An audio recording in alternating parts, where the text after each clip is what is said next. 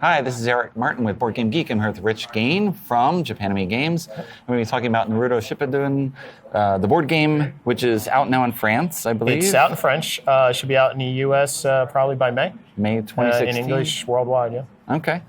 Game by Nicolas Badeau? Cyril Marchal? Cyril Marchal. Ah, okay. And we just got information, I know it was shown at Con, and I was wondering if you can describe the gameplay here. Sure. What we're trying to do. The gameplay is you represent Naruto and his friends, trying to stop the Akatsuki, which are trying to take over all the ninja villages. And in the process, you have to be where they are to stop them, and you're trying to get there as quickly as possible. But in the meantime, you have traps that show up that stop you. When you get to the village, you don't know what you're actually going to face until you get there, and then you have to reveal one of the Akatsuki cards and defeat it. Okay. It uses the characters. Each character has their own stats and stat card, and they have their own deck of cards too that are their jutsus and other effects that they can use, all based off the TV show. Okay.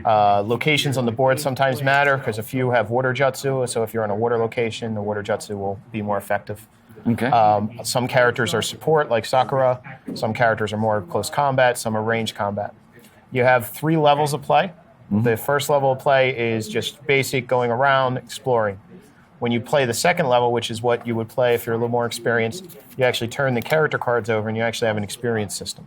Okay. So the characters level up as they play, get better, stronger, and you want to face more encounters so that you get them higher levels. And then the final has a new encounters and traps that are even harder to beat and defeat, and they summon creatures and a whole bunch of other stuff. At the end, you're going to fight, depending on the number of players, either both Gedomaza and Tobi.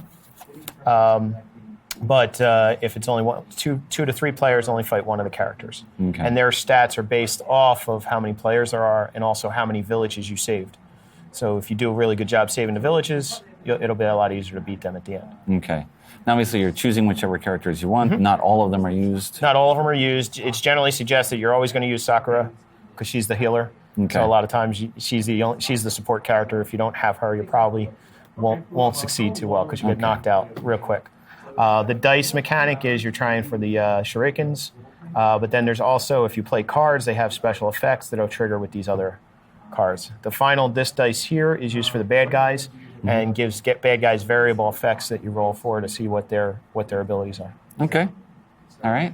Anything else on the board? This is the order of the villages. That's the order of the villages. You actually track the turns. Each round is 3 turns, and then if you haven't succeeded in beating the Akatsuki by that point, then they take over the village and score a point for the Akatsuki. Okay. The Akatsuki is not played by any player. It's just a random opponent that you fight. Right. With, of course, you upping the difficulty of the end game for each time you fail. Yes. Yep. How to do here. Okay. Anything else?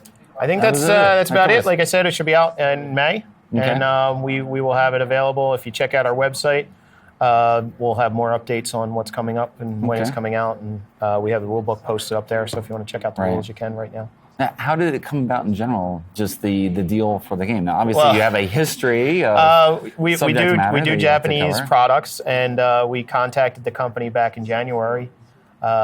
Went back and forth, and they actually were producing an English version of it, but had nobody to sell it for them. Okay. So I went to Cannes 2 weeks ago, met with them, talked to them, went over their project, this project plus other future projects, and we're going to form a partnership to work with them. We already got permission to do this in 4 new languages. Right. So we're going to be supporting it worldwide in all the different languages. And by Essen, we should have a German version. And by Luca, we should have an Italian version. Okay.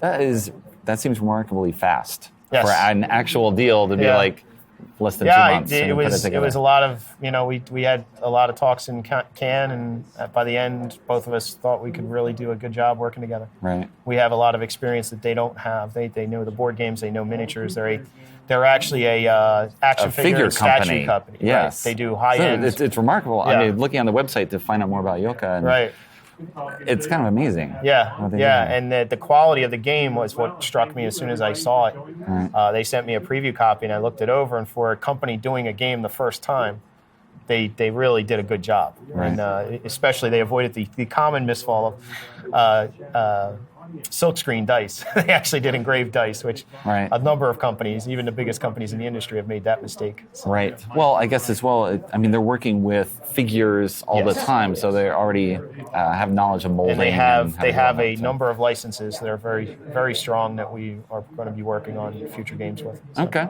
All right. So, Well, thanks for the overview. yeah, no problem.